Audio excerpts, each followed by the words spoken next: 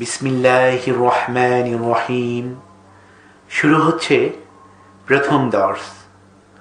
সাউতুল হক Dubai আয়োজিত সিরাতুন নবী সাল্লাল্লাহু আলাইহি সাল্লাম সম্পর্কিত ধারাবাহিক দিনী আলোচনার মহতি দর্স সমূহের আজ প্রথম দর্স।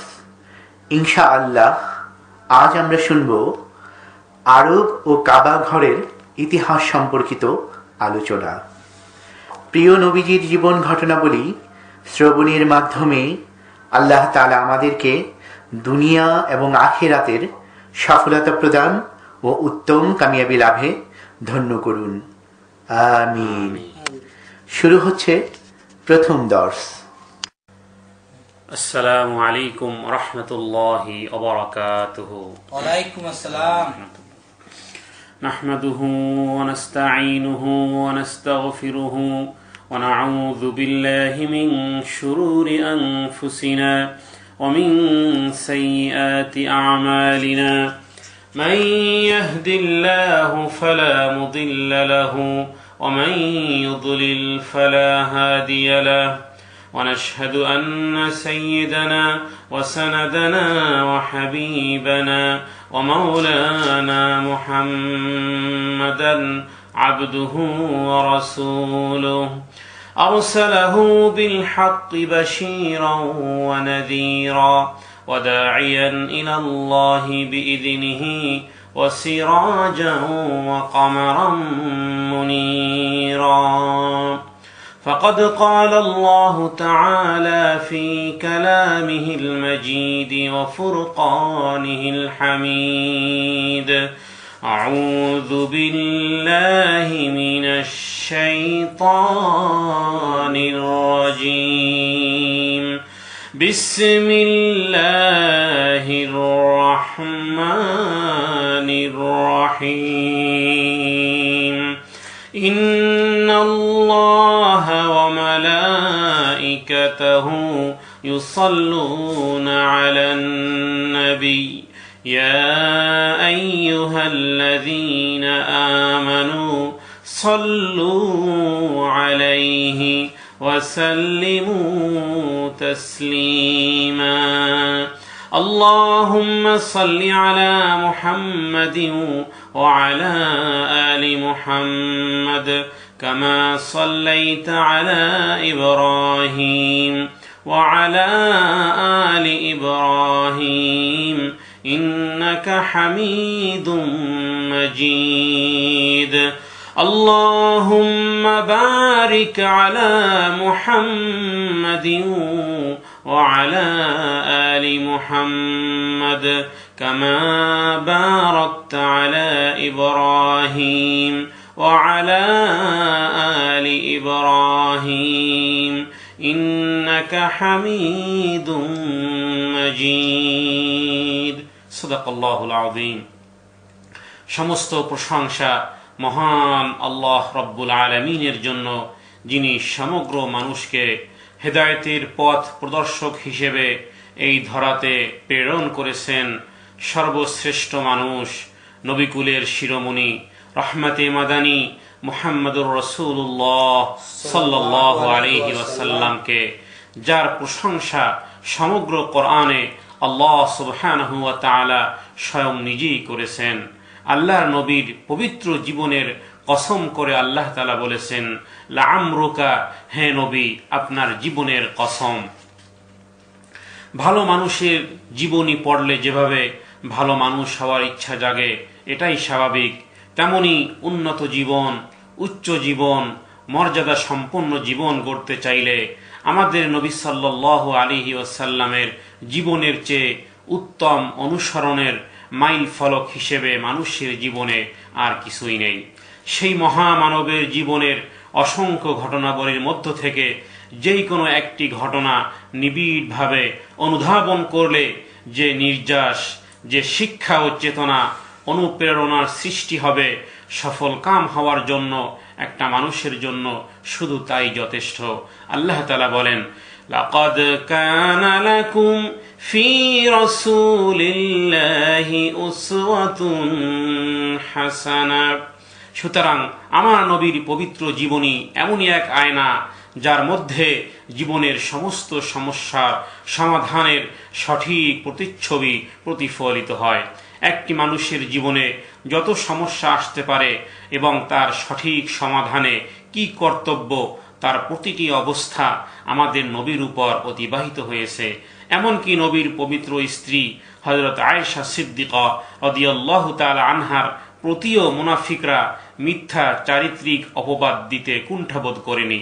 অর্থাৎ আল্লাহর নবীকে শারীরিক, মানসিক, সামাজিক নাজুক থেকে নাজুক সহ পাহাড় সম সমস্যার সমাধানে আমার নবী কোন পন্থা অবলম্বন করেছেন, সমাধান কি উপায় করেছেন, উম্মতের অনুসরণের জন্য তার গোটা জীবন মাইল ফলক হিসেবে অনুসরণের জন্য আমাদের জানা প্রয়োজন, যাতে করে জীবনের সকল গ্লানির মোকাবেলা করার জন্য নবীজির জীবনী জানা জরুরি।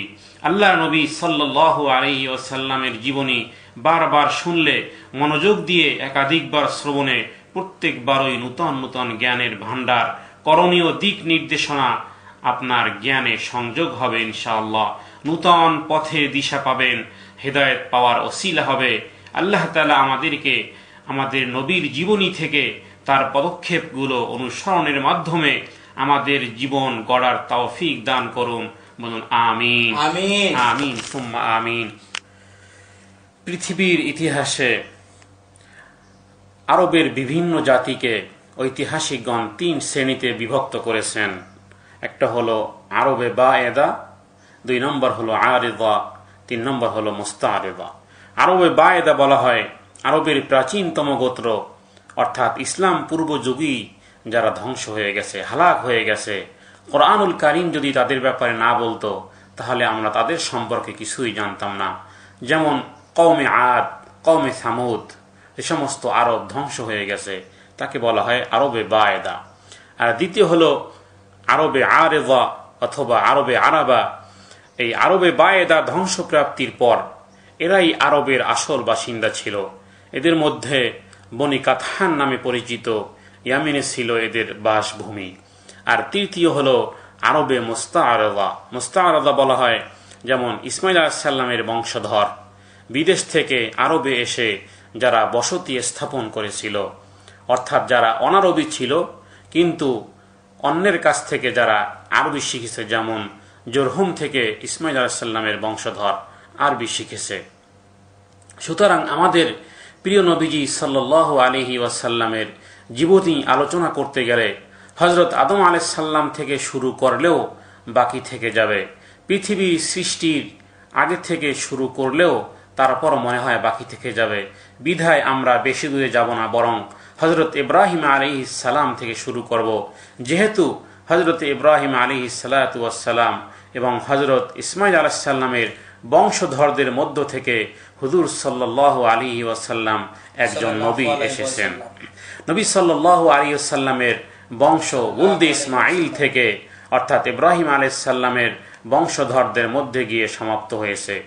নবুয়তের অর্থাৎ আল্লাহর নবীর জাদ্দে জাত ছিল হযরত ইসমাইল আলাইহিস সালাতু ওয়াস সালাম, এবং নবুয়তের এক দৌর হযরত আদম আলাইহিস সালাম থেকে নূহ আলাইহিস সালাম পর্যন্ত ছিল। তো আল্লাহ তাআলা হুকুম করলেন হযরত ইব্রাহিম আলাইহিস সালামকে যে বিবি বাচ্চা এমন জায়গায় রাখতে যেখানে কোনো আবাদি নেই, মানুষ নেই। যেহেতু হযরতে ইব্রাহিম আলাইহিস সালাতু ওয়াস সালাম মক্কার বাসিন্দা ছিলেন না, তিনি মক্কার ছিলেন না, তিনি আসলে এসেছেন সেই সুদূর ইরাক ও শাম দেশ থেকে। ফিলিস্তিনি এরিয়াতে তিনি থাকতেন। হযরত ইব্রাহিম আলাইহিস সালাতু ওয়াস সালাম তার জন্ম ছিল ইরাকে। পেশায় তার পিতা ছিলেন একজন ছুতর, অর্থাৎ মূর্তি বানিয়ে বিক্রি করতেন ইব্রাহিম আলাইহিস সালামের পিতা। হযরত ইব্রাহিম আলাইহিস সালাম ছিলেন তার পিতার মূর্তি পূজার ঘোর বিরোধী। তার উপাস্য ছিল একমাত্র আসমান জমিনের সৃষ্টিকর্তা একমাত্র আল্লাহ। এবং ইব্রাহিম আলাইহিস সালাম তিনি নিজেকে হানিফ বলে ঘোষণা করেন। মূর্তি পূজকরা তাকে অগ্নিকুণ্ডে নিক্ষেপ করে। আল্লাহর অনুগ্রহে আল্লাহর নবী ইব্রাহিম আলাইহিস সালাম তিনি প্রাণে বেঁচে যান এবং প্যালেস্টাইনে স্ত্রী সারাহকে নিয়ে তিনি হিজরত করেন। অতঃপর মিশরের এক বাদশাহ যার নাম ছিল হিকসস বংশীয় রাজা তাকে বহু দ্রব্য সামগ্রী এবং হাজেরা নামনি একটি বাদী উপহার দেন। তার স্ত্রী সারাহ যেহেতু ছিলেন বন্ধা, তিনি ইব্রাহিম আলাইসাল্লামকে এই বাদীটি প্রদান করেন। হাজেরার গর্ভে হযরত ইব্রাহিম আলাইসাল্লামের এক পুত্র সন্তান জন্মগ্রহণ করে, আর তার নামই রাখা হয় হযরতে ইসমাইল আলাইহিস সালাতু ওয়াস সালাম। হযরত ইব্রাহিম আলাইহিস সালাতু ওয়াস সালাম তার স্ত্রী এবং তার এই দুগ্ধপুষ্য শিশুকে বিবি হাজেরাকে তিনি ওই জায়গাতে রাখলেন, আল্লাহর হুকুমে বিবি বাচ্চাকে ওইখানে রাখলেন যেখানে আজ বিইরে জমজম অবস্থিত। দুগ্ধ শিশু সহ স্ত্রী হাজেরাকে রেখে এবং তিনি কোনো কথা না বলেই চলা শুরু করলেন, কোনো কথা না বলেই তিনি চলতে শুরু করলেন। হতভম্ব হয়ে স্ত্রী হাজেরা তার পিছনে পিছনে দৌড়ালেন এবং তিনি বললেন যে এখানে তো কিছুই নেই, শুধু একটা মাটির টিলা ব্যতীত। স্ত্রী বললেন তার স্বামীকে যে ইলামান তাওয়ালাইতা ইয়া ইব্রাহিম, যে হে ইব্রাহিম আপনি আমাদেরকে কোথায় রেখে যাচ্ছেন, বাদিন গায়রি যি যারাইন, এবং এখানে কোনো শস্য শ্যামল কোনো গাছপালা তরুলতা কিছুই নেই, একটা মাটির টিলা ব্যতীত আর কিছুই তো এখানে নেই, সুতরাং আপনি আমাদেরকে কোনখানে রেখে যাচ্ছেন? হযরত ইব্রাহিম আলাইহিস সালাতু ওয়াস সালাম কোনো কথা না বলেই তিনি চলতে শুরু করলেন। বিবি হাজেরা তিনি তার পিছনে দৌড়ালেন। ইব্রাহিম আলাইহিস সালামের উটনির পিঠে যেহেতু তিনি আরোহণরত ছিলেন, তিনি হাঁটতেছিলেন, কোনো কথাই বলতেছিলেন না। অতঃপর আল্লাহর হুকুমে তিনি বললেন যে ইন্নাল্লাহ আমারানি, আল্লাহ তাআলা আমাদেরকে হুকুম করছে, আল্লাহর হুকুমেই আমি তোমাদেরকে এখানে রেখে যাচ্ছি। বিবি হাজেরা তিনি ওইটাই প্রশ্ন করেছিলেন, আল্লাহ আমারাকা বিহাজা, যে আপনি যে আমাদেরকে এইখানে রেখে যাচ্ছেন এই বাচ্চাকে নিয়ে, আল্লাহর হুকুম নাকি আপনার নিজস্ব নারাজিগি? কি কারণে আপনি এখানে আমাদেরকে রেখে যাচ্ছেন? বিবি বাচ্চা রেখে যাচ্ছেন, কারণ তো থাকতেই হবে, এমন তো নয় যে শ্বশুরালয়ে তিনি পাঠাইছেন। উত্তরে আল্লাহর নবী ইব্রাহিম আলাইহিস সালাম শুধু এতটুকুই বলেন, ইন্নাল্লাহ আমারানি। অতঃপর বিবি শুনে হযরতে হাজেরা তিনি বললেন, ইযান লা ইউআযযিউনা, যদি তাই হয় তাহলে হাসবুনাল্লাহু ওয়া নি'মাল ওয়াকিল, খলিল এখন যাও, আল্লাহই আমাদের জন্য যথেষ্ট হয়ে যাবেন, আল্লাহই আমাদেরকে যথেষ্ট হয়ে যাবেন, আল্লাহ তাআলাই আমাদের জন্য উত্তম অভিভাবক হিসেবে হয়ে যাবেন। হাসবুনাল্লাহু ওয়া নি'মাল ওয়াকিল, এই দোয়াটি পড়লেন। এই দোয়াটি হযরতে ইব্রাহিম আলাইহিস সালাতু ওয়াস সালাম নিজেও পড়েছিলেন যখন তাকে আগুনে ফেলানো হয়েছিল। দ্বিতীয় পড়েছিল মুসলমানগণ ওহুদের যুদ্ধে, যখন মুসলমানদের জন্য যখন ওহুদের জমিন সংকীর্ণ হয়ে গিয়েছিল, তখন যাকাত আলাইহিমুল আরদু বিমা রাহুবাত, তখন তাদের মুখ দিয়েও বের হয়েছিল হাসবুনাল্লাহু ওয়া নি'মাল ওয়াকিল। আর তৃতীয় পড়েছিল হযরত আয়েশা সিদ্দিকা রাদিয়াল্লাহু তাআলা আনহা, তিনি তার উপর যখন মিথ্যা অপবাদের মিথ্যা তোহমাত আরোপ করেছিল মুনাফিকরা, তখনও উম্মুল মুমিনিন মা আয়েশা সিদ্দিকা রাদিয়াল্লাহু তাআলা আনহার মুখ থেকে এই কথাই বের হয়েছিল, হাসবুনাল্লাহু ওয়া নি'মাল ওয়াকিল। উলামায়ে কেরামগণ এর উপরে বড় বড় কিতাব লিখেছেন, আল কওলুল জামিল ফিমা জাআ ফাদলা হাসবুনাল্লাহু ওয়া নি'মাল ওয়াকিল। সমস্ত হয়রানি পেরেশানি, দুঃখ দুর্দশায়, বিপদ সংকুলানের প্রতিটি মুহূর্তে, এক কথায় মানব জীবনের প্রতিটি অনাকাঙ্ক্ষিত চিন্তা ও সমস্যায়, চাই তা ছোট থেকে ছোট হোক কিংবা বড় থেকে বড় হোক, শুয়ে বসে দাঁড়ানো সর্ব অবস্থাতে মুখ থেকে উচ্চারণ হবে একটাই কথা, আর তা হলো হাসবুনাল্লাহু ওয়া নি'মাল ওয়াকিল। এই যেন এক পরশ পাথর যার স্পর্শে লোহা স্বর্ণে পরিণত হয়। ইয়াকিন এবং দৃঢ় বিশ্বাসের সাথে যেই সমস্যায় যিনি পাঠ করেছেন তার সমস্যার অবসান হয়েছে। ফানকালাবু বিনি'মাতিম মিনাল্লাহি ওয়া ফাদলিন লাম ইয়ামসাসহুম সু। আল্লাহ বলেন, যখন সাহাবীরা পড়লেন এবং আল্লাহর উপর দৃঢ়তা রেখে অবিচল থাকলেন, আমি তাদের দুঃখ কষ্টের পরিবর্তে নিয়ামত সহ প্রত্যাবর্তিত করালাম। সুবহানাল্লাহি বিহামদিহি। আর একটা দোয়ার কথা কোরআনুল কারিমে উল্লেখ আছে যা এই উম্মতের বৈশিষ্ট্য। মহান আল্লাহ সুবহানাহু ওয়া তাআলা উল্লেখ করেছেন সেই দোয়াটি, আর তা হচ্ছে আল্লাযীনা ইযা আসাবাতহুম মুসিবাতুন قالوا إنا لله وإنا إليه راجعون। এটা আমাদের সমাজে একমাত্র পড়ে মানুষ মৃত্যু হইলে, অথচ মুসলমানদের বৈশিষ্ট্য হওয়া উচিত ছিল এমন। হযরতে আয়েশা সিদ্দিকা রাদিয়াল্লাহু তাআলা আনহা থেকে বর্ণিত যে সামান্য এতটুকু যদি হয় যে এক পকেটে কলম রেখে অন্য পকেটে তালাশ করতে গিয়ে যত সামান্য দুর্ভাবনা মনে আসে সাথে সাথে মুখ দিয়ে বের হবে ইন্না লিল্লাহি ওয়া ইন্না ইলাইহি রাজিউন। রাস্তায় চলতে গিয়ে হঠাৎ হোঁচট লেগেছে পায়, মুখ দিয়ে বের হবে ইন্না লিল্লাহি ওয়া ইন্না ইলাইহি রাজিউন। যাই হোক, তো বিবি হাজেরা নবী ইব্রাহিম খলিলের ওই উত্তর শুনে রেখে যাওয়া দুগ্ধ সন্তান ইসমাইলের কাছে ফেরত আসেন এই টিলার পাশে যেখানে আজ জমজম অবস্থিত, এবং কাবাঘর তখন শুধুমাত্র একটি স্তূপময় বালুর একটি টিলা ছিল, আর চতুর্দিকে ছিল কালো পাহাড়ে ঘেরা বিভীষিকাময় এক নীরব নিথর জনমানবহীন প্রান্তর। ভরসা শুধু হাসবুনাল্লাহু ওয়া নি'মাল ওয়াকিল, যে হে আল্লাহ আপনি উত্তম বন্ধু, আপনি উত্তম জিম্মাদার। যাই হোক, দিন শেষে সন্ধ্যা যখন ঘনিয়ে এসেছে, সন্ধ্যার অন্ধকার আর কালো পাহাড়ের অন্ধকার, খোলা আকাশের নিচে বিবি হাজেরা ও শিশু ইসমাইল আলাইহিস সালাম, সন্ধ্যার অন্ধকার এবং মানব শূন্য এই পাহাড় আর জঙ্গলের জীব জানোয়ারের চিৎকার আর গর্জন ছাড়া কিছুই নেই, অন্য কিছুই নেই। কিতাবের মধ্যে এসেছে বিবি হাজেরা হাতে একটা লাঠি নিয়ে উঁচু স্থানে দাঁড়িয়ে চতুর্দিকে নজর দিয়ে বলতেছিলেন, কাউকে খেতাব করার যেহেতু এখানে কেউ নেই, পাহাড়ের সমস্ত জীব জানোয়ারকে লক্ষ্য করে বলতেছি, একটি কথা ভালো করে মনে রাখিও, আমি একজন নবীর স্ত্রী এবং ইসমাইল আলাইহিস সালামের মা, কেউ কোনো ক্ষতির চেষ্টা করবে না। ঘোষণার সাথে সাথে সব নিশ্চুপ, একটা পাখির আওয়াজও বের হয়নি।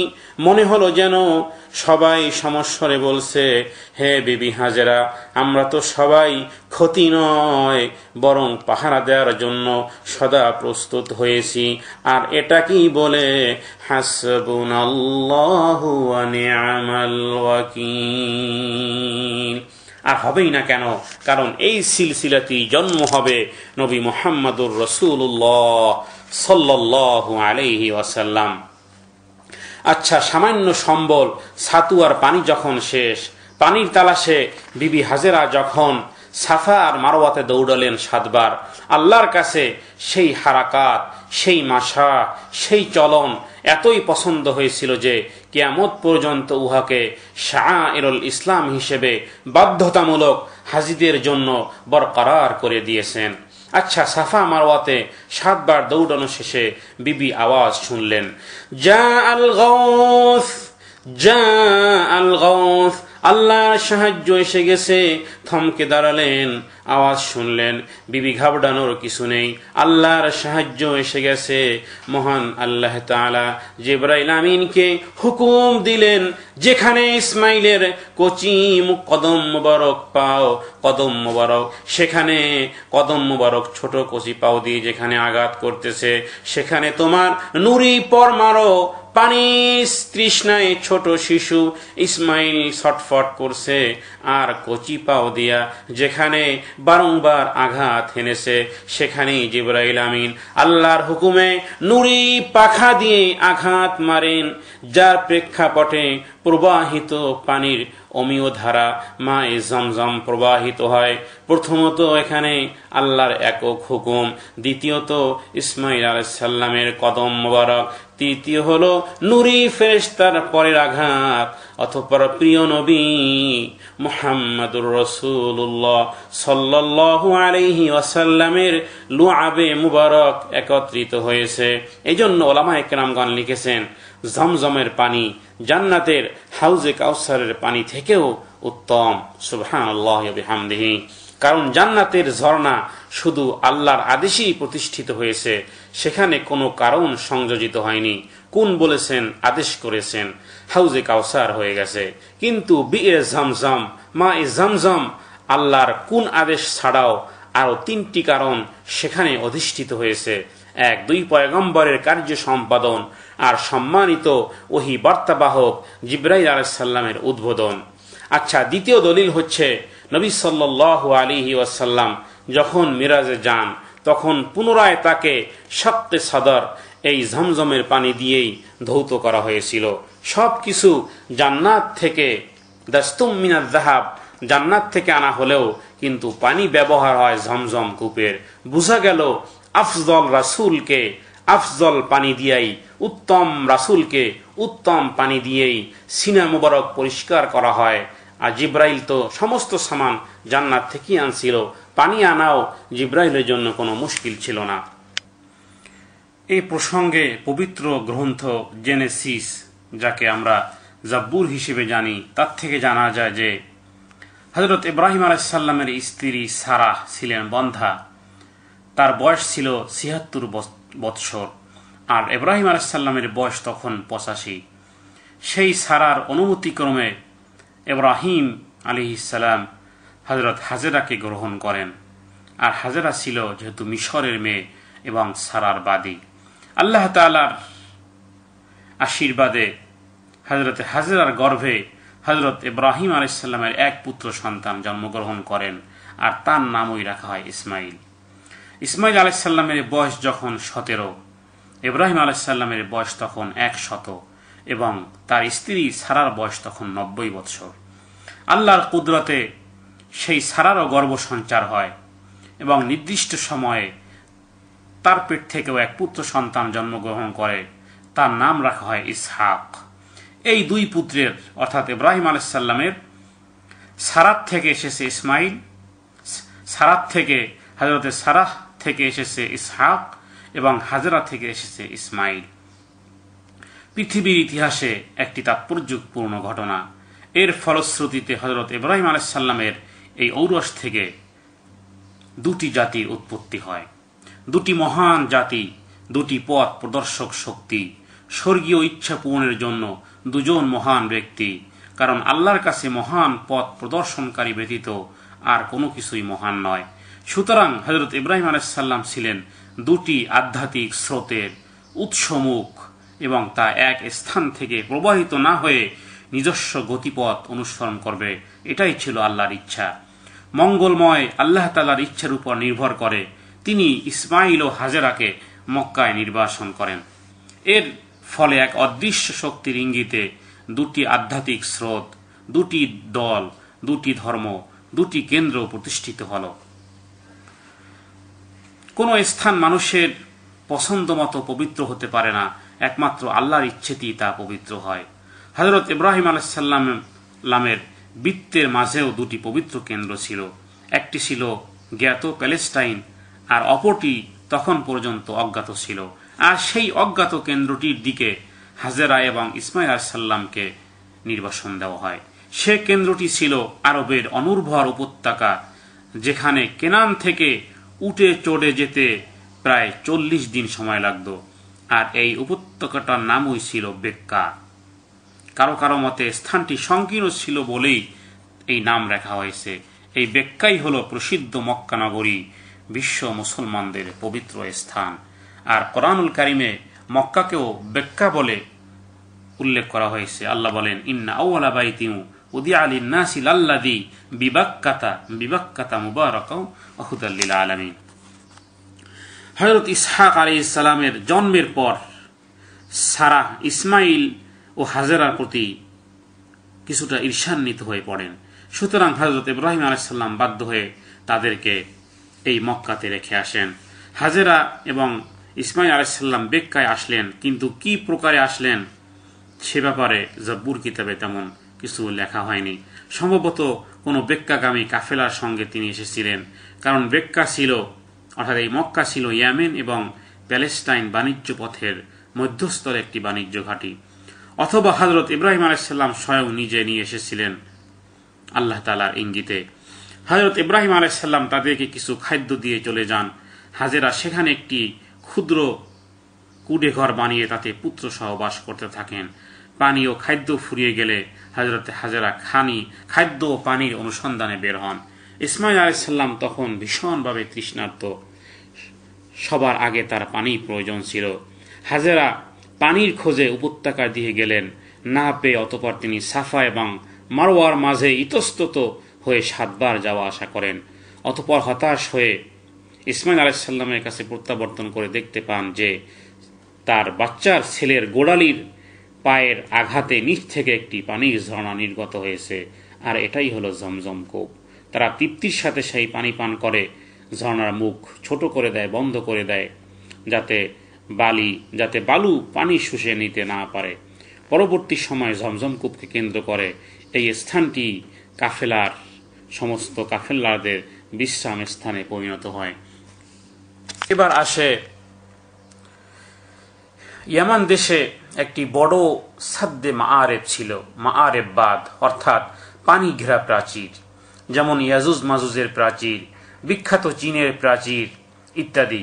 তো ইয়ামেনের এই সাদ্দে মাআরেব প্রাচীরে একদিন হঠাৎ ফাটল ধরে সমস্ত পানি চতুর্দিকে বের হয়ে যায়।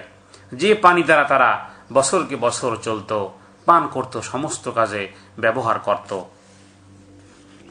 ইয়ামেনের সেই সভ্যতা, ইয়ামেনের সেই মাআরিব বাদ, ইয়ামেন ব্যতীত আরব উপদ্বীপের সঙ্গে প্রাচীন জগতের কোনো পরিচয় ছিল না। ইয়ামেনের এই সৌভাগ্য সমুদ্রের উপকূলবর্তী দেশ বলে নয় শুধু, বরং উপদ্বীপের অন্যান্য অঞ্চলের সঙ্গেও এর মৌলিক পার্থক্য বিদ্যমান ছিল। বলে ইয়ামেনের ভূমি ছিল উর্বর, ঋতুগুলো সুনির্ধারিত এবং বৃষ্টিপাত ছিল পর্যাপ্ত পরিমাণ। ইয়ামেনের সভ্যতা ছিল উন্নত এবং অর্থনৈতিক অবস্থাও ছিল সচ্ছল। পাশ্চাত্য বা প্রাচ্যকে যুক্ত করে প্রাচীন জগতের অতি গুরুত্বপূর্ণ বাণিজ্য পথ পাশ্চাত্যের রোমান সাম্রাজ্য থেকে আরম্ভ করে বহু দেশের ভিতর দিয়ে ভারতবর্ষ পর্যন্ত বিস্তৃত ছিল। এই পথের 2 প্রান্ত হল ইয়ামেন দ্বারা যুক্ত ছিল। আরবের অভ্যন্তরে 2টি পথ দিয়ে প্রাচ্য ও পাশ্চাত্যের বাণিজ্য কাফেলা চলাচল করত। একটি পথ পারস্য উপসাগর এবং টাইগ্রিসের কুল ঘেঁষে সিরিয়া মরুভূমির মধ্য থেকে প্যালেস্টাইন পর্যন্ত বিস্তৃত ছিল, এটাকে পূর্ব পথ বলা হতো। আর অন্যটির পথ হল পশ্চিম পথ, যাকে লোহিত সাগরের কুল ঘেঁষে বিস্তৃত ছিল। তো ইয়ামেনের অধিবাসীরা ছিল বুদ্ধিমান, বিচক্ষণ এবং প্রতিভাবান।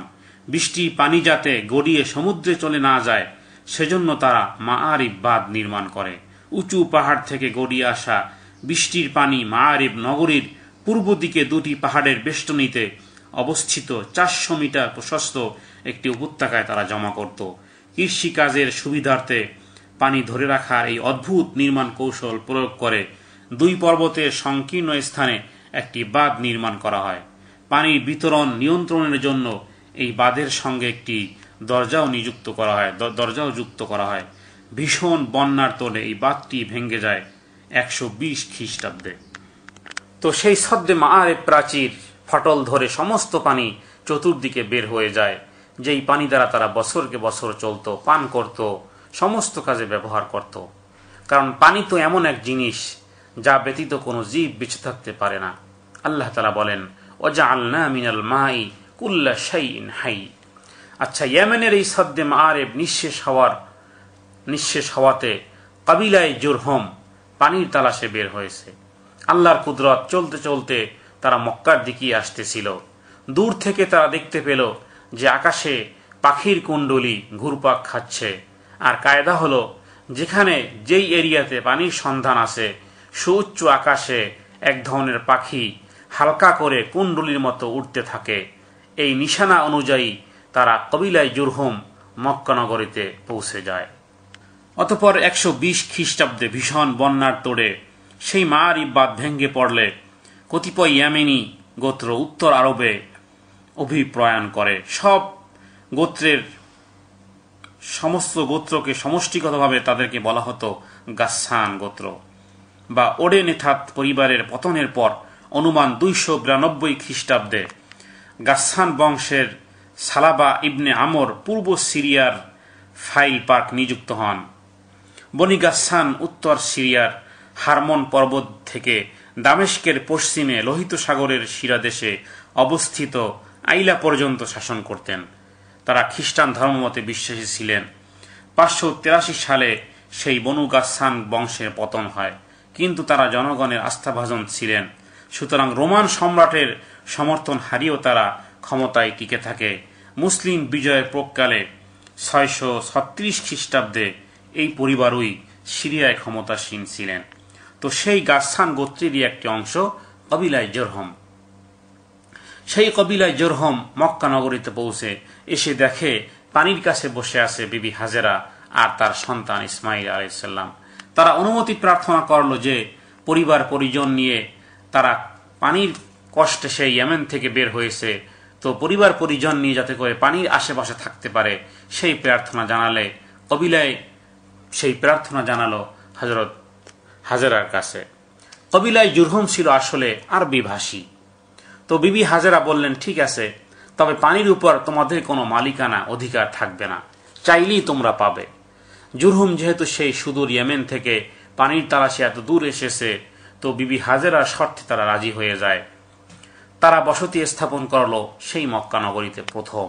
এই প্রথম মক্কা নগরীতে আবাদি স্থাপনা শুরু হয়।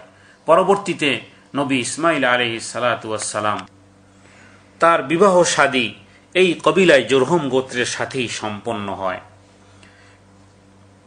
জমজম কূপ আবিষ্কারের পর সেখানে সেই গোত্র এসে অধিবাস স্থাপন করে। এদের মধ্যে জুরহুম ছিল সবার প্রথম।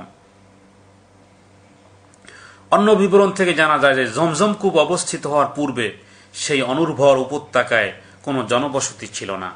ইসমাইল আলাইহিস সালাম অতঃপর সেই জুরহুম গোত্রে বিয়ে করেন এবং এই স্ত্রীর গর্ভে তার 12টি পুত্র সন্তান জন্মগ্রহণ করে। উত্তর আরবের 12টি গোত্রেরও তারা পূর্বপুরুষ হিসেবে স্বীকৃত হয়।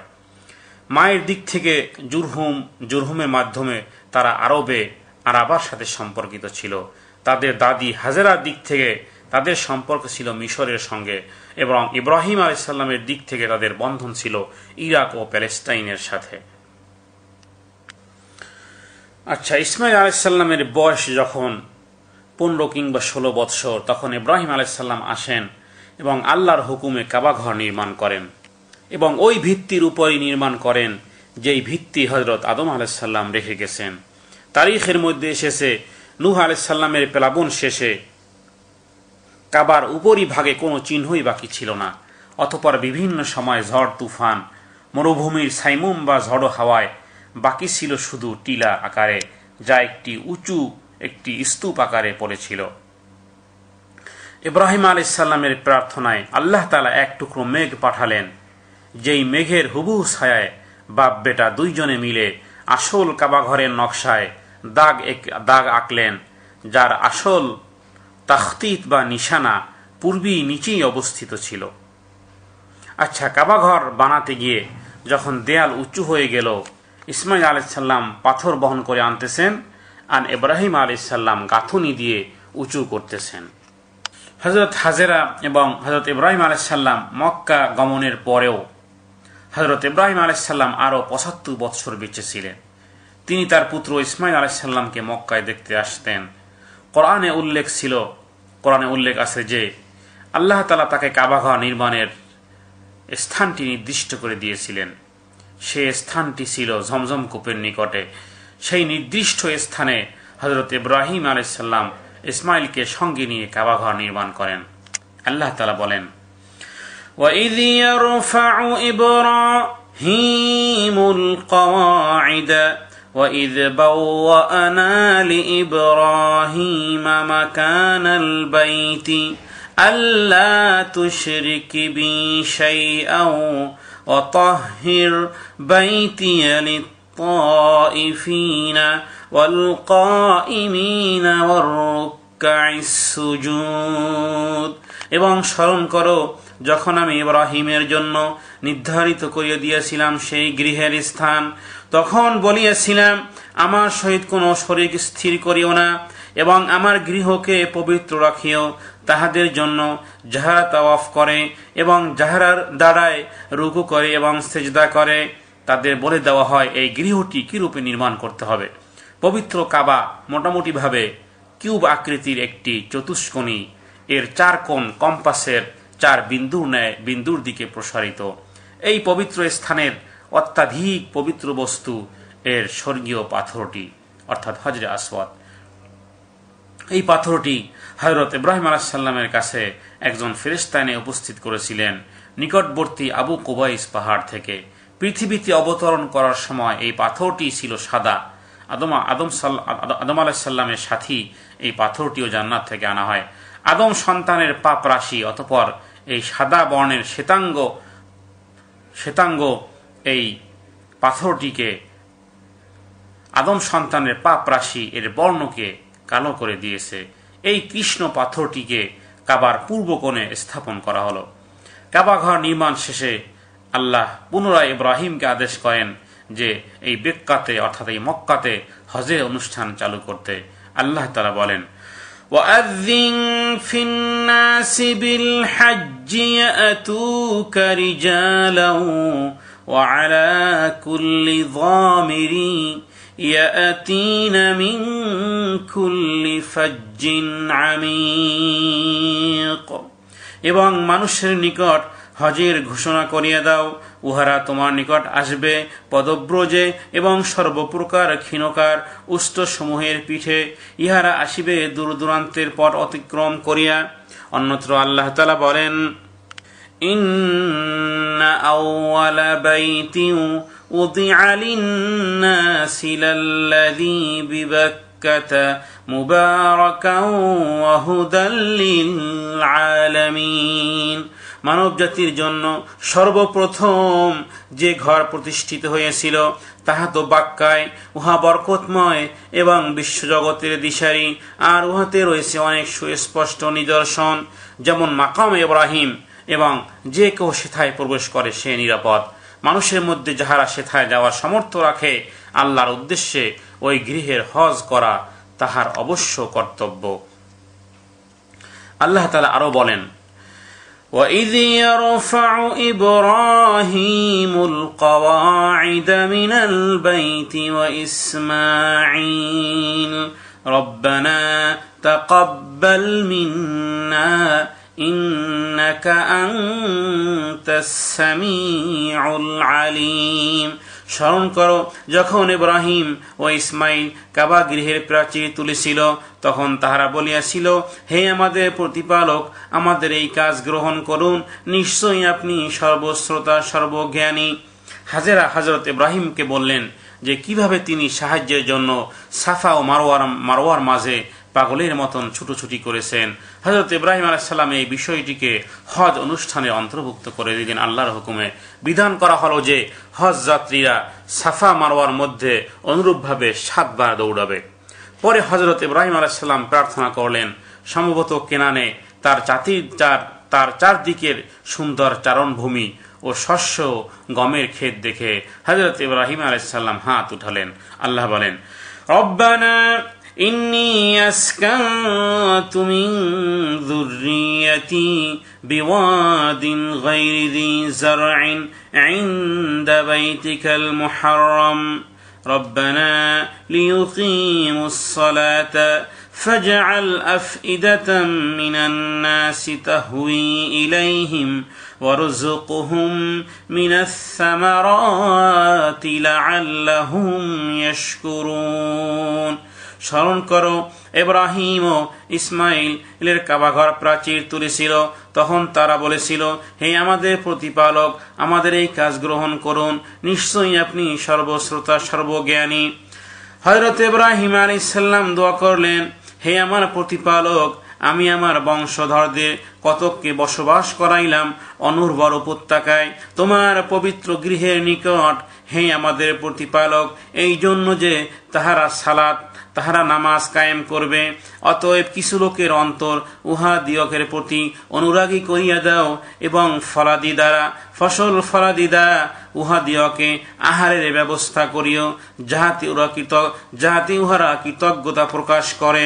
তো এভাবে করে বাপ বেটা অর্থাৎ হযরত ইব্রাহিম আলাইহিস সালাম এবং ইসমাইল আলাইহিস সালাম বাপ বেটা মিলে এই কাবাঘর বানাইতেছিলেন, এবং বেশি উঁচু হওয়ার কারণে ওয়াল ইব্রাহিম আলাইহিস সালাম নাগালে পাইতেছিলেন না। আল্লাহ তাআলার হুকুম করলেন যে এক টুকরা পাথরকে যা নাকি সুল্লাম বা সিঁড়ির ন্যায় ব্যবহার করেন। আজকের যে জিনিস ক্রেনের সাহায্যে করা হয়, অর্থাৎ ইচ্ছা মাফিক উঁচু নিচু করা যায়, যেই পাথরের উপর দাঁড়িয়ে এই ক্রেনের ন্যায় যেই কাজ সম্পন্ন করেন ইব্রাহিম আলাইহিস সালাম, সেই দাঁড়ানো স্থান সহ পাথর পর্যন্ত বলা হয় মাকামে ইব্রাহিম।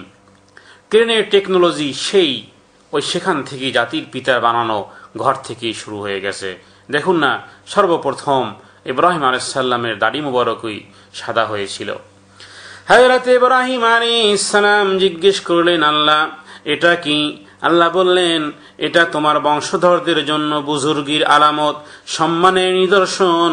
হাদিসের মধ্যে এসেছে রাসূলুল্লাহ সাল্লাল্লাহু আলাইহি ওয়াসাল্লাম বলেছেন, সাদা পাকা দাড়ি লোক যখন আল্লাহর দরবারে হাত উঠিয়ে গুনাহ মাফের জন্য দোয়া করে, আল্লাহ বলেন, ইস্তাহিলি, আমার জন্য লজ্জাবোধ হয় যদি আমি তার বান্দার গুনাহ আমি আল্লাহ মাফ না করে দেই।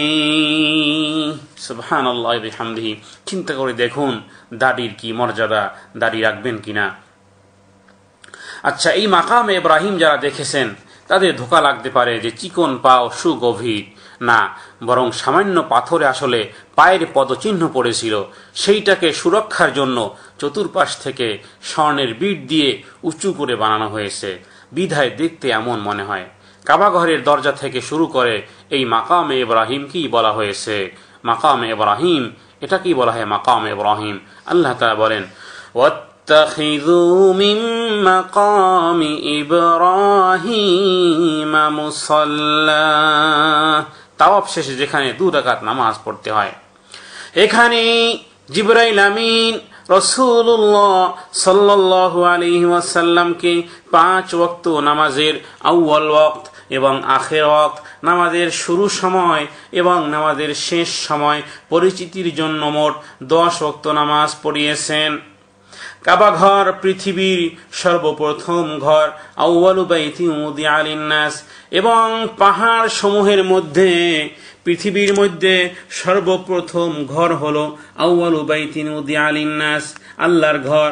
আর পাহাড় সমূহের মধ্যে জাবালে আবি কুবাইস হলো আউয়ালু জাবালিন ফিল আরদ, দুনিয়ার মধ্যে সর্বপ্রথম পাহাড় হলো আবু কুবাইস পাহাড়, যেই পাহাড়ের উপরে গিয়ে হযরত ইব্রাহিম আলাইহিস সালাতু ওয়াস সালাম নেদা দিয়েছিলেন, ডাক দিয়েছিলেন। মহান আল্লাহ সুবহানাহু ওয়া তাআলা সেই নেদা বা ডাককে কিয়ামতের আগ পর্যন্ত সমস্ত রূহের কর্ণকুহরে পৌঁছে দিলেন। আল্লাহ তাআলা বলেন, ওয়াযিন ফিন-নাসি বিল হাজ্জি ইয়াতুকা রিজালাও ওয়া আলা কুল্লি যামিরি ইয়াতুনা মিন কুল্লি ফাজ্জিন আমিক। যাই হোক, ইব্রাহিম আলাইহিস সালাম এবং হযরত ইসমাঈল আলাইহিস সালাম নির্মিত কাবা শেষে এই 2 নবীর মুশাররফের কারণে দ্বীন ইব্রাহিমিয়ত আরব তথা অনারবের সর্বত্র এই দিন বিজয় লাভ করে। যেহেতু তামিরে কাবার সংশ্লিষ্টতা ইব্রাহিম আলাইহিস সালামের সাথে সম্পর্কিত, বিধায় মক্কার কুরাইশরা, মুশরিকরা, ইহুদিরা, নাসারারা সব গোত্রই নিজেদেরকে ইব্রাহিম আলাইহিস সালামের অনুসারী হিসেবে দাবি করত। আল্লাহ বলেন, মা কানা ইব্রাহিমু ইয়াহুদিয়্যাও ওয়ালা নাসরানিয়্যাও ওয়ালাকিন কানা হানিফাম মুসলিমাও ওয়া মা কানা মিনাল মুশরিকিন। হযরত ইব্রাহিম না ইহুদি ছিলেন, না নাসারা ছিলেন, বরং তিনি ছিলেন হানিফাম মুসলিমা ওয়া মা কানা মিনাল মুশরিকিন, এবং পৌত্তলিক অংশীদারিত্ব ছিলেন না, তিনি ছিলেন হানিফাম মুসলিমা।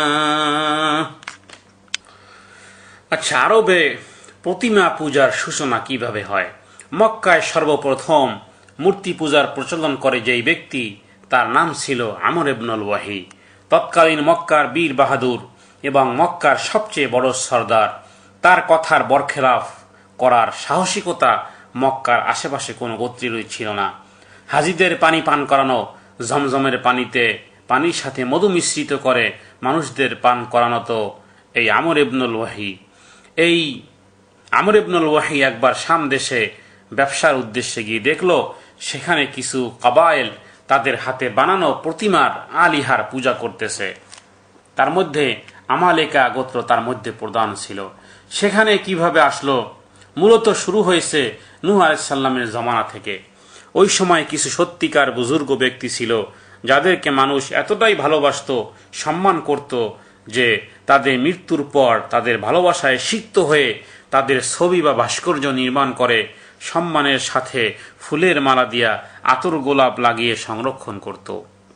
পর্যায়ক্রমে তাজিমি সেজদা শুরু হয়ে যায়। আরবে প্রতিমা পূজার প্রচলন সিরিয়া থেকেই শুরু হয়। আমর ইবনে লুহাই নামে এক ব্যক্তি সিরিয়া থেকে কয়েকটি প্রতিমা এনে কাবা গৃহে স্থাপন করেছিল। গোত্রগুলোর নিজস্ব বিগ্রহ ছিল। 70 খ্রিস্টাব্দে রোমান সেনাপতি টাইটাস জেরুজালেম ধ্বংস করে প্যালেস্টাইন দখল করলে বহু সংখ্যক ইহুদি উত্তর আরবে আশ্রয় নেয়। দক্ষিণ আরবে এবং উত্তর আরবের ইয়াসরিব, খায়বার ও ফর্দকে ইহুদি ধর্মাবলম্বীরা বাস করত। খ্রিস্টান ধর্মের অনুসারীর সংখ্যা উল্লেখযোগ্য ছিল না। তামিম গোত্র ছিল অগ্নি উপাসক। কতিপয় লোক প্রতিমা পূজার বিরোধী এবং এক আল্লাহতে বিশ্বাসী ছিলেন। তাদের হানিফ নামে পরিচিত। তারা হানিফ নামে পরিচিত হতেন। তাদের মধ্যে উল্লেখযোগ্য ছিলেন বিবি খাদিজা রাদিয়াল্লাহু তাআলা আনহার চাচাতো ভাই ওয়ারাকা ইবনে নাওফল এবং যায়েদ ইবনে আমর রাদিয়াল্লাহু তাআলা আনহু।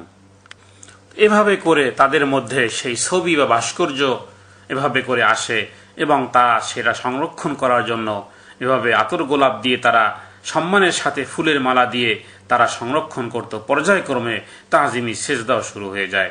শয়তান তো বড় চালাক, বুঝায় তাকে যে এটা তো শুধু সম্মান, সেজদা তো মসজিদে গিয়ে দেয়। তো এইভাবে করে শহীদ মিনারে মাথা নিচু করে দাঁড়িয়ে ফুলের বিশাল তোড়া কবরের উপর চড়ানো হয়, যেটাও সেই আগেকারের সাথেই সামঞ্জস্যতাপূর্ণ। যেই ফুলের তোড়া মৃত্যু ব্যক্তির কবরে রাখা হলো, সেই পয়সা দিয়ে শত মিসকিনের পেটের আহার জুটত।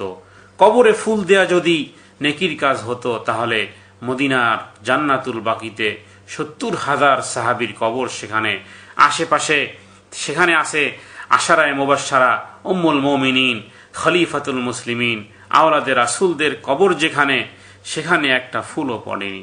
শুধুমাত্র চিহ্নের জন্য এক টুকরা পাথর মাথার কাছে আর এক টুকরা পাথর পায়ের কাছে।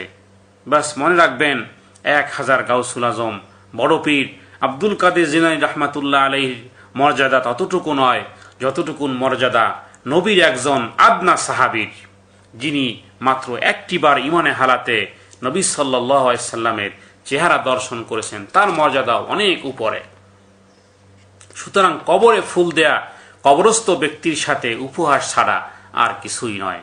আমাদের দিন পরিপূর্ণ মৃত্যু ব্যক্তির সাথে কি করতে হবে, তার আয় কি করতে হবে, পরে কি করতে হবে, কোন কাজ দ্বারা কবরস্থ ব্যক্তিকে ইসালে সওয়াব পৌঁছানো যায়, এই সব কিছু আমাদের দিনের মধ্যে রয়েছে।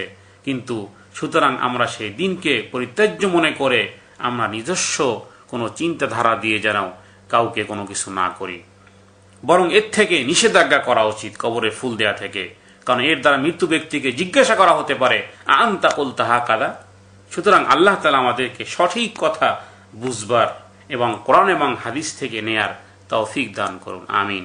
তো মক্কাতে এসে সেই আমর ইবনুল ওয়াহি সর্বপ্রথম এই ভূত বা প্রতিমা স্থাপন করলো, যার নাম দিল হবল। হবল। এই হবল মূর্তি, এটা ছিল হুবলের মূর্তি। এই মূর্তিটি কাবা ঘরে স্থাপন করা হয়, আর সেই হবলই ছিল কাবার প্রধান দেবতা, এই হবল মূর্তি। অতঃপর প্রত্যেক গোত্র ভিন্ন ভিন্ন মূর্তি বানানো শুরু করলো। বিধায় প্রথম মূর্তি স্থাপনকারী সেই আমর ইবনুল ওয়াহির ব্যাপারে আল্লাহর নবী বলেছেন, আর এই জন্যই হুজুর সাল্লাল্লাহু আলাইহি ওয়াসাল্লাম বলেছেন, আউয়ালু মান বাদদালা দীন আমর ইবনে ওয়াহি, সর্বপ্রথম আল্লাহর দ্বীনের মধ্যে শিরিক প্রবেশকারী আমর ইবনে ওয়াহি। বিধায় রাসূলুল্লাহ সাল্লাল্লাহু আলাইহি ওয়াসাল্লাম বলেছেন, জুররু আমাহু ফিন্নার, জুররু আমাহু ফিন্নার, যে আল্লাহ নবী বলেন, আমাকে দেখানো হয়েছে সেই আমর ইবনে ওয়াহি যে সর্বপ্রথম কাবা ঘরে মূর্তি স্থাপন করে, জুররু আমাহু ফিন্নার, সে জাহান্নামের ভিতরে চিরে চিরে চলতেছে। নাউযু বিল্লাহি মিন যালিক। আর এভাবেই এভাবেই সেই মূর্তি পূজার প্রচলন শুরু হয়ে যায়। নাউযু বিল্লাহি মিন যালিক। ইতিহাসের পাতায় তারিখে পাওয়া যায় যে হাবাসার এক বাদশাহ ছিল, তার নাম ছিল সানান ইবনে আসাদ, যার উপাধি ছিল তুব্বা। তার এক ছেলেকে মদিনায় আহলে কিতাবদের কাছে পাঠালো দিন শিক্ষার জন্য। তখন মদিনাতে ইহুদিদের বড় বড় পণ্ডিতদের সমাবেশ ছিল, মার্কাজ ছিল। আচ্ছা, ঘটনাক্রমে সেই ছেলেকে কিবা কারা হত্যা করে ফেলেছে। তো বাদশাহ তুব্বা যখন জানতে পারলো, সঙ্গে সঙ্গে বিশাল বাহিনী নিয়ে মদিনার উপর আক্রমণ করল। মোতাওয়াতের যুদ্ধ, ওদিকে সারাদিন যুদ্ধ শেষে মদিনাবাসী আবার খানা পাঠাতো এই তুব্বার সৈন্যদেরকে, যেহেতু যুদ্ধের জায়গায়, আর যেহেতু তারা মদিনায় এসেছে, তারা মেহমান আমাদের, এই মনে করে তারা রাত্রে খানা পাঠাতো, আবার দিনের বেলা যুদ্ধ করত। তো ওলামা ইহুদ, অর্থাৎ ইহুদি ওলামাগণ যখন তারা মদিনায় ছিল, তারা বাদশাকে, সেই তুব্বা বাদশাকে গিয়ে বলল যে, তুমি কি চাইতেছো? তোমার এক সন্তানের বিনিময়ে কত হাজার প্রাণ তুমি হত্যা করেছো, আখেরে তুমি কি চাও? বাদশাহ বলল, দেখো, আমি তো এমনভাবে লড়ব যে মদিনার নাম নিশানা পর্যন্ত দুনিয়ার থেকে মিটিয়ে ফেলব। ওলামা ইহুদ বলল, শোনো, মদিনার নাম ও নিশানা তুমি কোনো দিন মুছে ফেলতে পারবে না, কারণ হাদিহি মুহাজিরু মুহাম্মাদুর রাসূলুল্লাহ সাল্লাল্লাহু আলাইহি ওয়াসাল্লাম। বাদশাহ তুব্বা এমন একজন নবী পয়দা হবেন যিনি আরব গোত্রের মধ্যে থাকবেন, আর যার হিজরত হবে এই ইয়াসরিব বা মদিনাতে। সুতরাং এই খেয়াল তুমি পরিত্যাগ করো। এইভাবে করে তাদের কথায় বাদশাহ যুদ্ধ বন্ধ হয়। প্রত্যাবর্তনকালে সিপাহীদের মধ্যে বনু হুজাইল গোত্রের কিছু দুষ্কৃতকারী বাদশাহে গিয়ে বলল, এভাবে খালি ফেরত যাব আমরা? হাল তুরিদু মিন যাহাবিন ওয়া ফিদ্দাতিন অমিনাল জাওয়াহিরাতি গানিমাতিন আযীমাতিন। হে বাদশাহ, আপনি কি চান যে স্বর্ণ রৌপ্য জওহার ইয়াকুতের খাজানা হস্তগত করতে? বাদশাহ বললেন, আরে বেয়াকুব, এটা কিনা চায়? তো সেই বনু হুজাইলের গোত্রে তারা বলল যে, তাহলে এক কাজ করো, তুমি কাবা ঘরের উপর হামলা চালাও, কারণ কাবা ঘরের তলদেশেই আছে সেই ভান্ডার। আর আসলেই এরূপ ছিল, কারণ তাজিমে কাবা নির্মাণের বিভিন্ন সময় আল্লাহর ঘরের সম্মানার্থে তাদের মূল্যবান জিনিসপত্র কাবার মধ্যখানে গর্তের মতো করে তার মধ্যে তারা জলাঞ্জলি দিত। এবং এই প্রথা আমাদের দেশেও দেখেন না, ভক্তি ও সম্মানের নিদর্শন স্বরূপ মাজারে টাকা পয়সা দিয়া সেই জাহিলি যুগের পুনরাবৃত্তি অনুসরণ করতেছে, আর মুখে বলে আমি মুসলমান। তো বাদশাহ তুব্বা কাবাগর ধ্বংসের উদ্দেশ্যে মক্কায় প্রবেশ করবে। এমনই সময় হঠাৎ কালো মেঘে এমন অন্ধকারাচ্ছন্ন ছেয়ে গেছে যে নজর পর্যন্ত দৃষ্টিশক্তি রহিত হওয়ার উপক্রম। বাদশাহ তাড়াতাড়ি ওলামা ইহুদদের ডেকে সমাধান জানতে চাইলে বলা হলো, বাদশাহ, খোদ তুমি নিজেই মিটে ধ্বংস হয়ে যাবা, যেহেতু হাযা বাইতুল্লাহ, এটা আল্লাহর ঘর, বেনায়েতে ইব্রাহিম, জলদি তওবা করো এবং সম্মানার্থে তাওয়াফ করো। বাদশাহ তাদের কথা মেনে নিলেন, কাবাঘর না ভাঙ্গার তওবা করলেন। বাদশাহ রাত্রে স্বপ্নে দেখলেন যে কাবাঘরে গিলাফ চড়াইতেছেন। বাদশাহ সম্মান এবং তাজিমের এটাও একটা প্রতীক ভেবে বাদশাহ তুব্বা সর্বপ্রথম কাবা ঘরে গিলাফ লাগানেওয়ালা হয়ে গেলেন, যার আসল নাম ছিল সানান ইবনে আসাদ।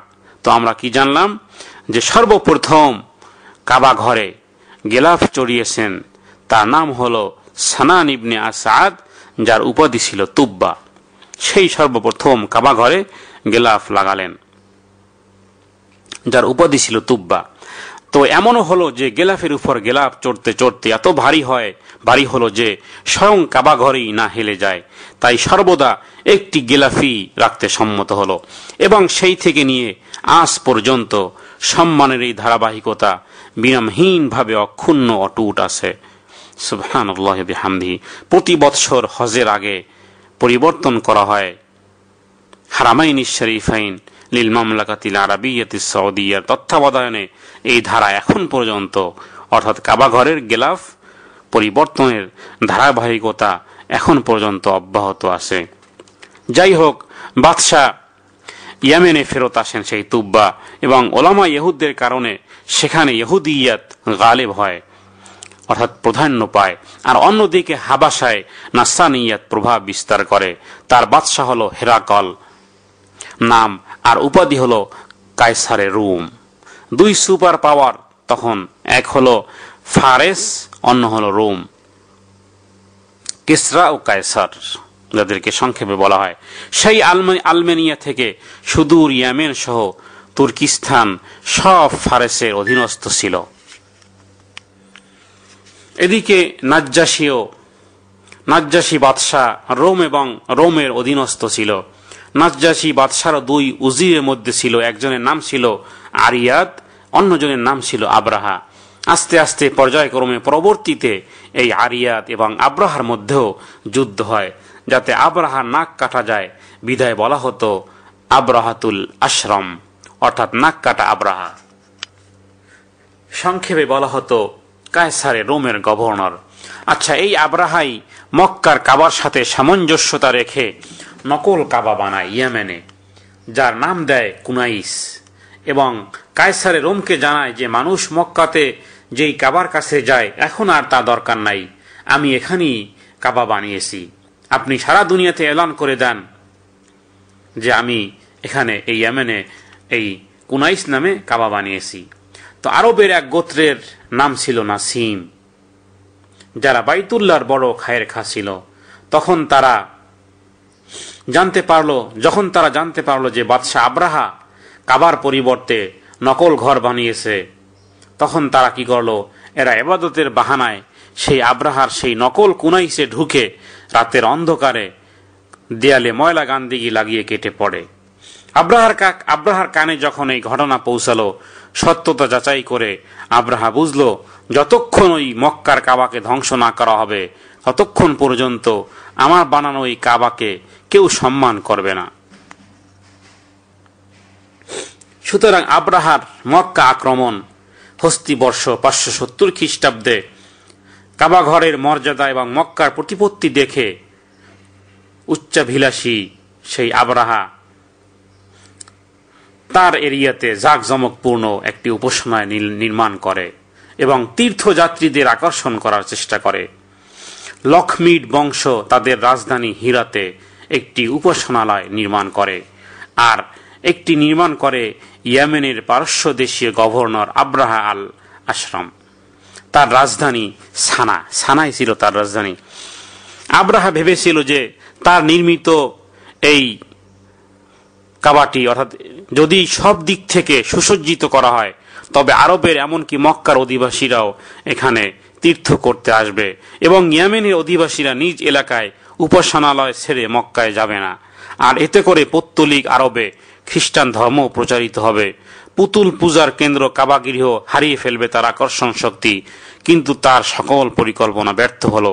কাবা ছেড়ে তীর্থযাত্রীরা তার গির্জায় কেউই গেল না, এমনকি ইয়েমেনের লোকও মক্কায় যাওয়া বন্ধ করল না।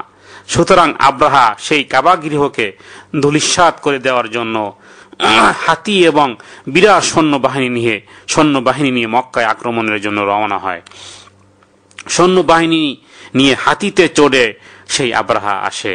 এই খবর আরবদের মনে খুব ভীতির সঞ্চার করে। তারা বিচলিত হয়ে পড়ে। ইয়েমেনের শাহবান গোত্রের সর্দার জুনফর আব্রাহার বিরুদ্ধে বিদ্রোহ ঘোষণা করার জন্য দেশবাসীর প্রতি উদাত্ত আহ্বান জানান। তার সঙ্গে যোগ দেন নাহিস গোত্রের সর্দার নুফাইল ইবনে হাবিব আল কাসামি।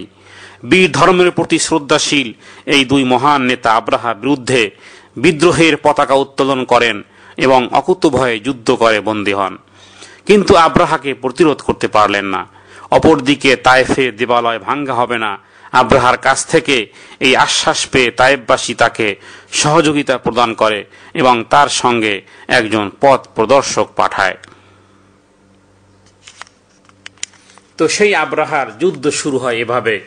সুসজ্জিত বিশাল হাতি বাহিনী নিয়ে বাদশাহ আব্রাহা মক্কার অভিমুখে যুদ্ধের ঘোষণা দিয়ে দেয়। সবচেয়ে বড় যে হাতিটা ছিল তার নাম ছিল মাহমুদ।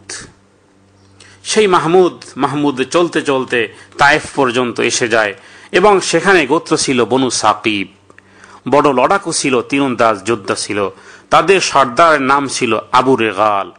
এই আবু রেগাল আব্রাহার বাহিনীকে রাস্তা দেখাইয়া মক্কার কাবার সন্নিকটের সোজা রাস্তায় নিয়ে আসে। হেরেম তথা মক্কা এরিয়াতে প্রবেশের আগেই এই বদবখত মারা যায় এবং প্রসিদ্ধ ছিল আরবের সমস্ত গোত্র আবু রেগালের কবরে গিয়ে পাথর মারত, জুতো নিক্ষেপ করত, এই জন্য যে নিজের দিন তথা নিজের জাতির সাথে বেইমানি করে আব্রাহাকে কাবাঘরের জন্য মক্কায় নিয়ে আসে। আচ্ছা, বাদশাহ আব্রাহা মক্কার পাশের এরিয়াতে এসে প্রভাব ফেলার জন্য সেখানে অবস্থান করে এবং মক্কার সকল গোত্রের জানোয়ার ধন সম্পদ আয়ত্ত করে নেয়।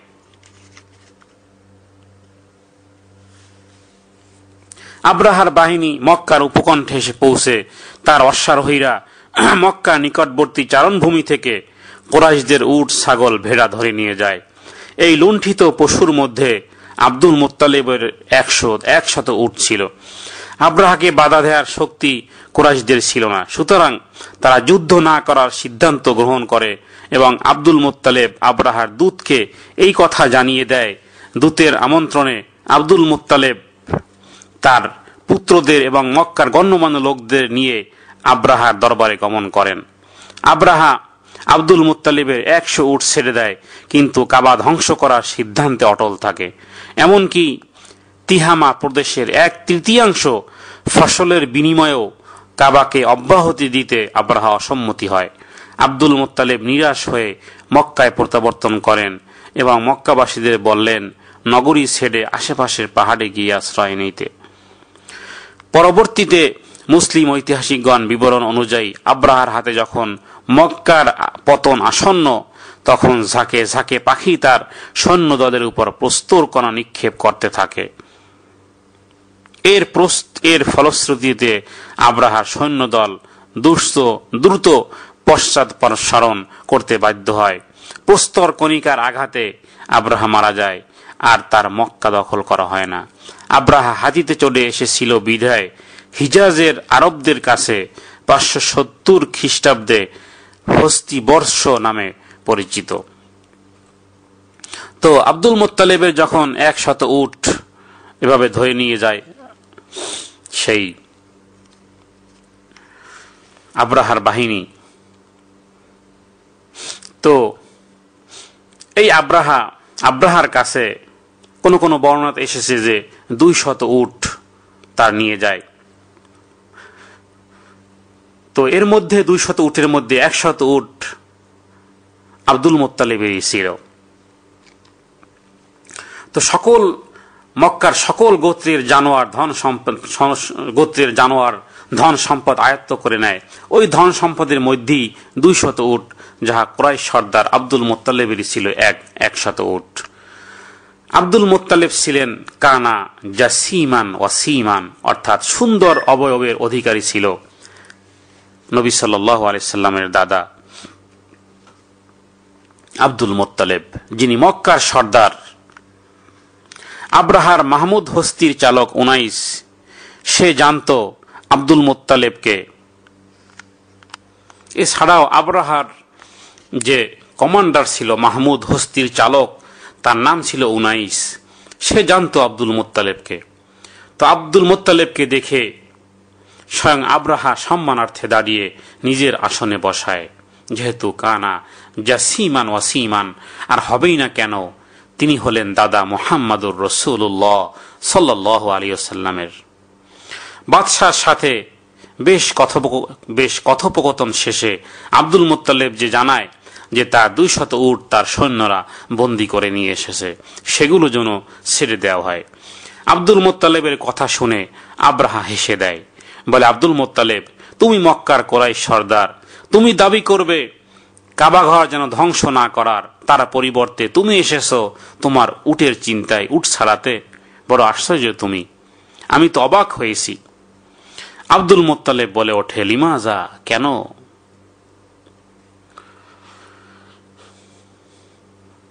আব্রাহা বলল, আমি ফৌজ নিয়ে বসে আছি কাবাঘর ধ্বংস করার জন্য, সেই কাবার চিন্তা তোমার মাথায় নেই, তোমার মাথায় শুধু উট। আব্দুল মুত্তালিব গভীরভাবে, কানা জাসিমান ওয়াসিমান, সুন্দর অবয়ব, আব্দুল মুত্তালিব গভীরভাবে পরখ করে বলে ওঠে, আব্রাহা শোনো, আনা রব্বুল ইবিলি ওয়ালিহাযা বাইতু রব্বি ইউহমি, আনা রব্বুল ইবিলি, আমি তো শুধুমাত্র উটগুলোরই মালিক, ওয়ালিহাযা বাইতু রব্বি ইউহমি, শোনো, আমি তো শুধুমাত্র এই উটগুলোরই মালিক, আর এই ঘরেরও একজন মালিক আছেন, যিনি তার ঘর রক্ষা করতে সক্ষম, রব্বি ইউহমি, ঘরের রব যিনি, তিনি সংরক্ষণে যথেষ্ট। আমরা তো তোমার সাথে যুদ্ধে সক্ষমও নই, আর যাবও না। তো আব্রাহা উট ছেড়ে দেওয়ার নির্দেশ দিয়ে বলল যে, যাও আব্দুল মুত্তালিব, সমস্ত আরব কবায়েলকে বলে দাও, কেউ যেন আমার রাস্তায় বাধা প্রদান না করে, কেউ যেন আমার রাস্তায় বাধা প্রদান না করে। আমিও তোমাদের সাথে কোনো যুদ্ধ বিগ্রহ করতে আসিনি, এসেছি শুধুমাত্র কাবা ঘরকে ভেঙ্গে মিটিয়ে দিতে। নাউযু বিল্লাহি মিন যালিক। আব্দুল মুত্তালিব এসে আরব গোত্র সমূহে এলান করে দিল, সবাই দূরে পাহাড়ে অবস্থান করো আর আল্লাহর কাছে দোয়া করো তিনি যেন এই ঘর রক্ষা করেন। আব্দুল মুত্তালিব নিজেও এসে কাবায় তাওয়াফ করলো, মুলতাজিম হাতিমে এসে দোয়া করলো, হে আল্লাহ, আমরা তো আজ অপারগ, তুমি জানো, তুমি সবচেয়ে বড় শক্তিশালী, তুমি হেফাজত ফরমাও। অতঃপর নিজেও পাহাড়ে গিয়ে অবস্থান নেয়। এদিকে আব্রাহা হুকুম দিল দলনেতা হাতি মাহমুদকে সামনে অগ্রসর হওয়ার জন্য। হাতি এক পা সামনে অগ্রসর হয়, আর চলে না। কিতাবের মধ্যে এসেছে, আওয়াজ এলো, উতরুক ইয়া মাহমুদ আমামাকা বাইতুল্লাহ, রুখে দাঁড়াও, এটা কোনো সাধারণ ঘর নয়। আমামাকা বাইতুল্লাহ, এই যে মহান আল্লাহর ঘর। হাতি দাঁড়িয়ে যায়, আঘাতের পর আঘাত, হাতি চলে না। ইয়ামিনের দিকে চালালে হাতি চলে, ইয়ামিনের দিকে হাতি ঘুরিয়ে চালালে ইয়ামিনের দিকে চলে, কিন্তু কাবার দিকে আগায় না। এহেন অবস্থাতেই চারিদিকে কালো মেঘে নেয়, ছোট্ট ছোট্ট পাখি দ্বারা আকাশ ছেয়ে যায়। সাথে কি?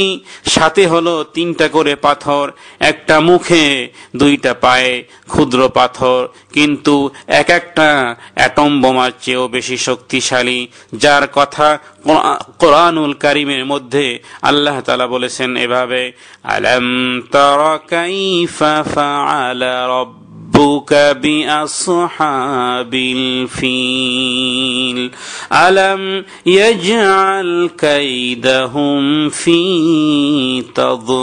تضليل وأرسل عليهم طيرا أبابيل ترميهم بحجارة من سجيل فجعلهم كعصف مأكول। আল্লাহ রাব্বুল আলামিন বলেন, হে নবী, আলাম তারা, আপনি কি দেখেননি, কাইফা ফাআলা, আল্লাহ তাআলা কি করেছেন, কাইফা ফাআলা রব্বুকা বিআসহাবিল ফিল, হাতিওয়ালাদের সাথে আল্লাহ তাআলা কি ব্যবহার করেছেন। আলাম ইয়াজআল কাইদাহুম ফি তাদলিল, তাদেরকে তিনি তো ভূষিত ঘাসের ন্যায় নিঃশেষ করে দিয়েছিলেন। ওয়া আরসালা আলাইহিম তায়রান আবাবিল, পাখি পাঠিয়ে তাদের তাদের মুখে কঙ্কর মেরে, তাদের মুখে কঙ্কর ছিল, 3টি কঙ্কর ছিল, এবং প্রত্যেকটি ব্যক্তির মাথায় তারা নিক্ষেপ করে। সেই পাথর, ছোট্ট ক্ষুদ্র কণা পাথর আল্লাহর হুকুমে তাদের মাথা থেকে ঢুকে সমস্ত হাতি সহ জমিনের মধ্যে তারা ধূলিসাৎ নিস্তেনাবুদ হয়। তাদের ধোঁকার মকরবাজি পরিসমাপ্তি এভাবেই হয় সেই আব্রাহা বাহিনীর। আর এটা ওই বৎসর, যেই বৎসর ওলিদা সানাতুল ফিল, ওলিদা হাদা সানাতি মুহাম্মাদুর রাসূলুল্লাহ সাল্লাল্লাহু আলাইহি ওয়াসাল্লাম। আরবদের কাছে তখন কোনো ক্যালেন্ডার ছিল না। তারা এই ঘটনাকে স্মরণ করে বলতো যে ওই বৎসরেই জন্মগ্রহণ করেন আমাদের প্রাণ প্রিয় বিশ্ব নবী, আকায়ে নামদার, তাজদারে মদিনা, আহমদ মুজতবা মুহাম্মাদুর রাসূলুল্লাহ সাল্লাল্লাহু আলাইহি ওয়াসাল্লাম তাসলিমান কাসীরান কাসীরা ওলিদা সানাতাল ফিল। হাতিওয়ালাদের সাথে যেই ঘটনা হয় সেই বৎসরই আমার নবী এই দুনিয়াতে আগমন করেন। ওয়েলাদাতে মুহাম্মাদুর রাসূলুল্লাহ সাল্লাল্লাহু আলাইহি ওয়াসাল্লাম, ওই বৎসরই তিনি জন্মগ্রহণ করেন। কোন কোন রেওয়ায়েতে এসেছে তার 50 দিন পরেই আল্লাহ নবী দুনিয়াতে আগমন করেন। সাল্লাল্লাহু আলাইহি ওয়া আলা আলিহি ওয়া আসহাবিহি ওয়া সাল্লামা তাসলিমান কাসীরান কাসীরা ওয়া আখিরু দাওয়ানা আনিল হামদুলিল্লাহি রাব্বিল আলামিন। কুল মখলুকাতের মাঝে, সব নবীদের মাঝে, কুল মখলুকাতের মাঝে, সব নবীদের মাঝে, লক্ষ কোটি তারার মাঝে জ্বলে একটি চাঁদ সেজে নবী মুহাম্মদ আমার রাসূল মুহাম্মদ সেজে, নবী মুহাম্মদ আমার রাসূল মুহাম্মদ। কুল মখলুকাতের মাঝে, সব নবীদের মাঝে, লক্ষ কোটি তারার মাঝে জ্বলে একটি চাঁদ সেজে নবী মুহাম্মদ আমার রাসূল মুহাম্মদ সেজে, নবী মুহাম্মদ। কোন বাগিচার ফুল সে গো, কোন গায়ের বুলবুল, তার দেখা পেতে যেমন হয় কেন ব্যাকুল। কোন বাগিচার ফুল সে গো, কোন গায়ের বুলবুল, তার দেখা পেতে যেমন হয় কেন ব্যাকুল। যার দেখা পেলে আমার, যার দেখা পেলে আমার মিটত মনের সাদ সেজে নবী মুহাম্মদ আমার রাসূল মুহাম্মদ সেজে, নবী মুহাম্মদ আমার রাসূল মুহাম্মদ। কুল মখলুকাতের মাঝে, সব নবীদের মাঝে, লক্ষ কোটি তারার মাঝে জ্বলে একটি চাঁদ সেজে নবী মুহাম্মদ আমার রাসূল মুহাম্মদ সেজে, নবী মুহাম্মদ। কারো শোভা পায় না সে গো বেহেশতেরি নূর, মুখে ছিল মিষ্টি হাসি, কণ্ঠ যে মধুর। কারো শোভা পায় না সে গো বেহেশতেরি নূর, মুখে ছিল মিষ্টি হাসি, কণ্ঠ যে মধুর। যার জীবনে ছিল না কো, যার জীবনে ছিল না কো একটু অপরাধ সেজে নবী মুহাম্মদ আমার রাসূল মুহাম্মদ সেজে, নবী মুহাম্মদ। কুল মখলুকাতের মাঝে, সব নবীদের মাঝে, কুল মখলুকাতের মাঝে, সব নবীদের মাঝে, লক্ষ কোটি তারার মাঝে জ্বলে একটি চাঁদ সেজে নবী মুহাম্মদ আমার রসুল মুহাম্মদ সেজে নবী মুহাম্মদ আমার রসুল মুহাম্মদ